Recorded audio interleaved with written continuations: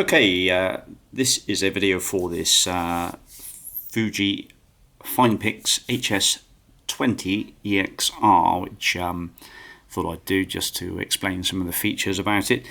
So essentially then this is a, well, it's like a super zoom class DSLR, but obviously the lenses aren't interchangeable, but it does have manual zoom, so you can manually zoom in and out. Now, some people prefer motorized zooms, but they're slower, and this can give you a little bit better precision than having to fiddle around with a button.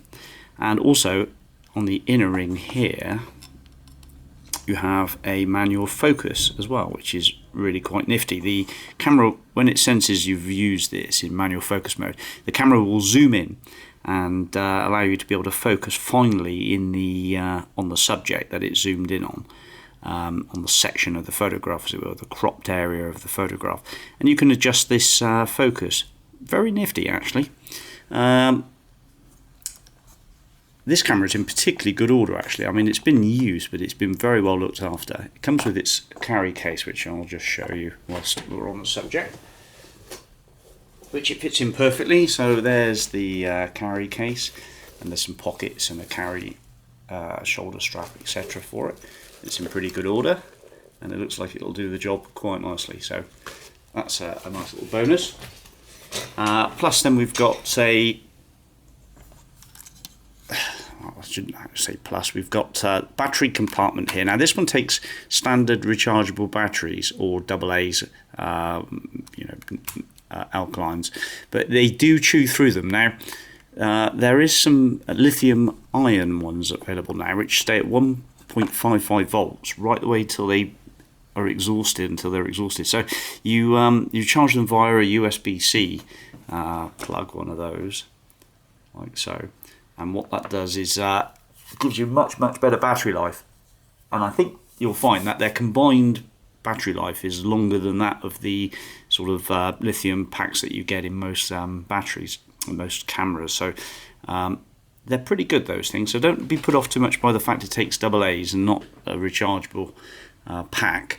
It doesn't really make a lot of odds as long as you invest in a set of those, and they're about 13 quid, and they are very useful for everything from torches through to anything that consumes a high power level, because they just stay at 1.5 volts right the way until the final part, whereas most batteries, most rechargeables, nickel cadmiums, nickel metal hydrides, they drop off very quick. Well, they drop off and stay down at about 1.25 volts, which isn't enough power to run these. So those batteries are very clever. They're about 13 quid on eBay. They have a little slot in them, 2 LEDs that charge, show the charging, or red and flashing red.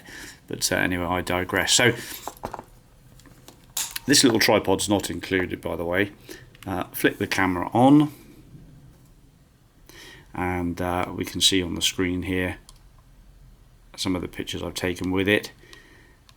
Very impressive zoom. If you have a look at this image here, this chimney is right in the distance in the middle there, and that zooms pretty well right the way up to it. Not a bad image for the fairly cloudy conditions out there today. Then we've also got a video facility. He says, let's flip back through that again. 30 frames per second at 1080, and to make that play, do I press that center button in? No.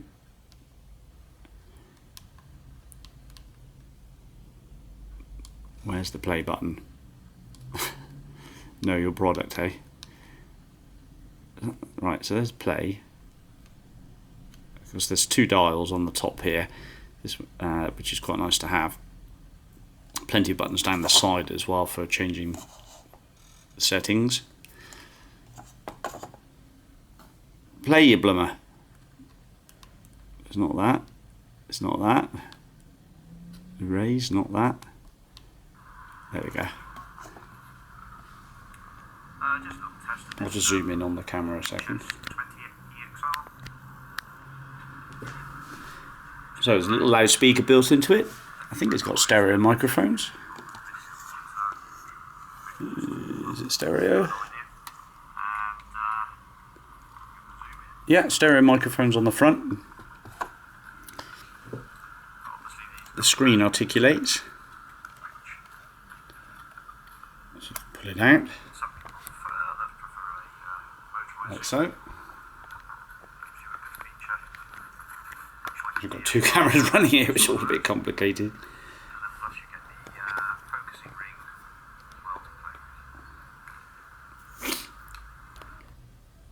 So anyway, we can see the video works 1080p 30 frames per second. Another clever facility with this camera is the fact that the eyepiece has a switch. So there is a switch for manual and live view, as it's called, on the back LCD. But if you just simply put your eye up to the viewfinder, it switches the back display off. Very nifty.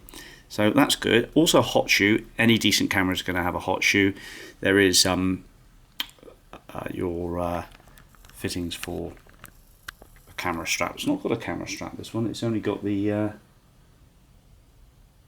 carry bag with the camera strap, with the carry straps on it.